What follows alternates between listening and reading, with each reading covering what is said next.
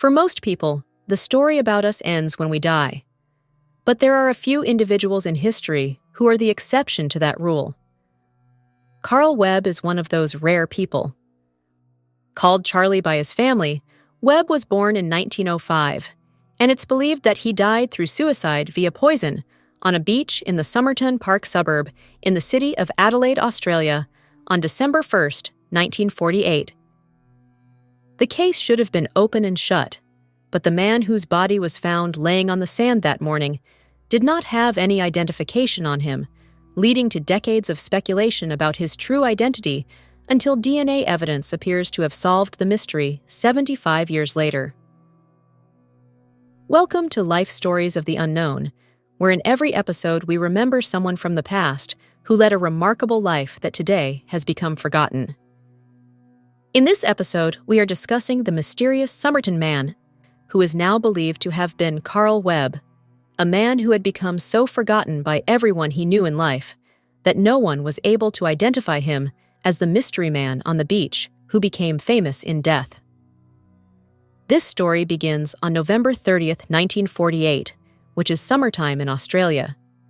It was a warm Tuesday night, which meant that the beach area of Somerton Park wasn't having a very lively nightlife due to it being a weekday. But for the few people that were out and about, they noticed a well-dressed man on the beach lying on his back. To them, he appeared to be drunk, and no one wanted to approach him as they didn't know what his mood might be like. No one saw him moving, but they did say that he appeared to change his lying position whenever they glanced over in his direction. One thing that also seemed odd was that he didn't seem to be bothered by the many mosquitoes infesting the beach. The next morning, when the early risers were coming to the beach for their morning walks, he was still where the night crowd had last seen him, except now in the daylight, it didn't look like he was sleeping off a night of heavy drinking. He appeared to be dead and had been so for some time.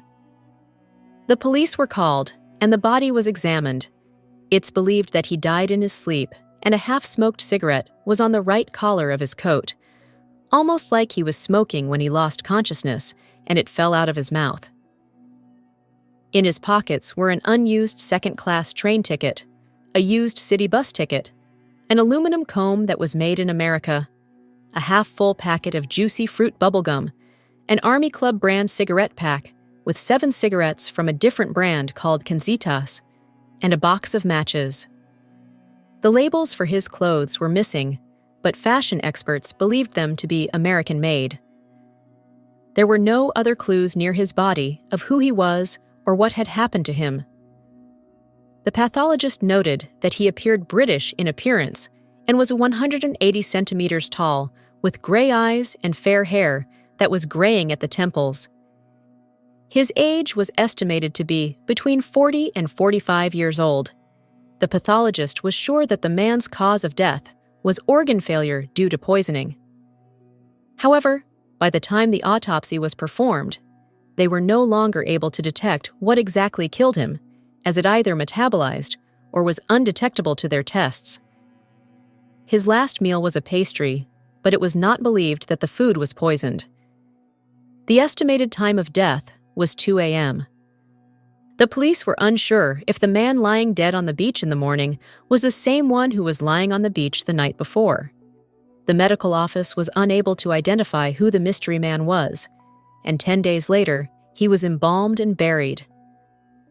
Detectives believed that the man had committed suicide, and before he died, he made an effort to destroy anything that could later identify him. For now, the case was cold, and with Christmas coming up, it briefly became forgotten. But a break came on January 14, 1949, when employees at the Adelaide railway station discovered a suitcase that had been checked into the station's cloakroom on the morning of November 30th. Inside was clothing, toiletries, and an orange thread card that appeared to not be from Australia. This thread matched thread that was used to repair the lining of a pocket in the dead man's pants, which connected the suitcase to him. Like the clothes that he was wearing, the clothing in the suitcase also had its tags removed, but on one tie there was a label that said T. Keen. It was common at the time to put your name on your clothing tags, as home laundry machines were rare, so dirty clothes were sent to cleaning companies. Now the case started to pick up publicity. The police searched for missing person reports of anyone named Keene, but it came up fruitless. They also approached all the laundry cleaning services in the country, but found no leads. They believed that the mystery man arrived at the Adelaide railway station on the morning of November 30th via an overnight train. It's speculated that he showered and shaved at the city's public swimming pool, although this could not be confirmed. After that, he purchased a railway ticket for a 10:50 a.m. train to Henley Beach, but did not board it. He then checked in his suitcase and bought a city bus ticket to a place called Glenelg. It's unknown what he did between getting on the bus and dying on the beach. In June, an inquest was made into this mystery conducted by coroner Thomas Erskine Cleland. He noted that the man's shoes appeared clean and freshly polished, giving off the appearance that he did not spend the day walking around Glenelg. Given that the witnesses from the night of November 30th could not positively say that they saw the man who was found dead on December 1st, he claimed it was possible that the man was killed elsewhere and then dumped on Somerton Beach. During this inquest, a plaster cast was made of the man's head and shoulders to preserve his image for future investigations. At this time, his clothing was re-examined and a hidden pocket was discovered. Inside it was a tiny piece of paper that was rolled up. It had Tamám Shud printed on it. Public library officials translated it to be Persian, and it meant finished. It was identified as coming from a book of poems called Rubaiyat of Omar Khayyam, and this paper must have been ripped out from its last page.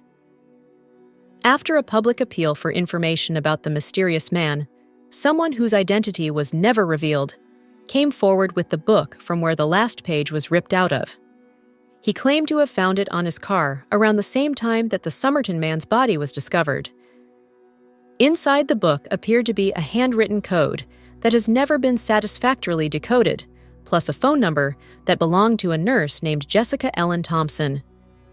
When questioned by police, she claimed to have no idea who this man was, or why he had her phone number. After this, there were no more leads for decades, but the case had now been captured by the public imagination.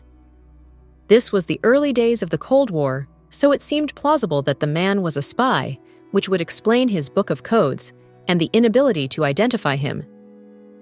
Either he had been murdered by the Soviet side and dumped, or he killed himself to avoid being captured.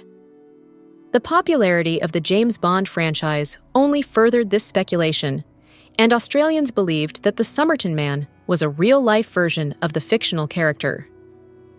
Every few years, there would be a new documentary produced about this mysterious man, with the conclusion always being the same: he couldn't be identified. In 2009, Professor Derek Abbott from the University of Adelaide and forensic genealogist Colleen Fitzpatrick teamed up to try and finally crack the mystery using genetic testing. They found usable hair samples in the plaster mask that was created during the 1949 inquest and were able to map out his DNA. But that proved to be only half the battle. The real hard part was finding his relatives. After cross-checking various databases, they were able to find distant relatives of the Somerton Man. Through further investigation and interviews, they were able to narrow his identity to the Webb family. And it turned out that the Somerton Man was not a spy.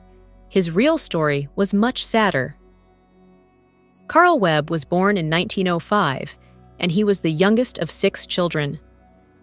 His father came to Australia from Germany, married a local woman, and opened a bakery. Carl's brother, John, and his nephew both died during World War II.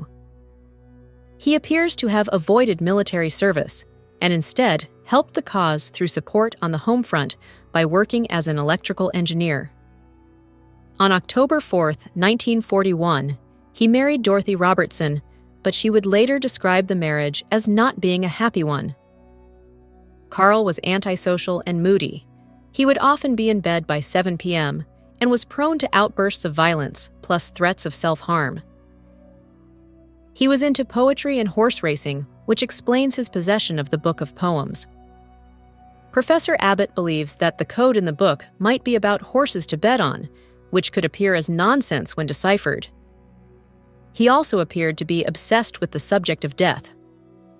In March of 1946, Webb attempted suicide through an overdose of ether, but Dorothy saved and nursed him back to health. He wasn't grateful for that and became more abusive towards her. In September of that year, she left him, and in 1947, Webb moved out of the apartment they shared. Shortly after that, Webb's own family lost contact with him. Webb had a brother-in-law named John Keene, and that explains the name on the tie found in his suitcase. Dorothy was reported to be living near Adelaide in 1948, and Professor Abbott believes that the purpose of his trip there was to find her. We don't know if he did or not, but it appears that whatever happened to him that afternoon, he knowingly ingested poison that night, laid down on the beach, and listened to the waves as his life drifted away. The phone number in the book has not been explained, but it is possible that maybe he thought it was connected to his estranged wife. Dorothy applied for divorce in 1951, with the reason being that her husband had deserted her. Despite all the publicity that the Somerton Man received, none of his family or his estranged wife seems to have recognized him in all the years since. Nor had any of them appeared to have seriously attempted to find the missing Carl Webb. And so it turns out that the Somerton Man was not a less successful real-life version of James Bond. Instead, the original detective speculations about him were correct. It just took 75 years for them to be confirmed.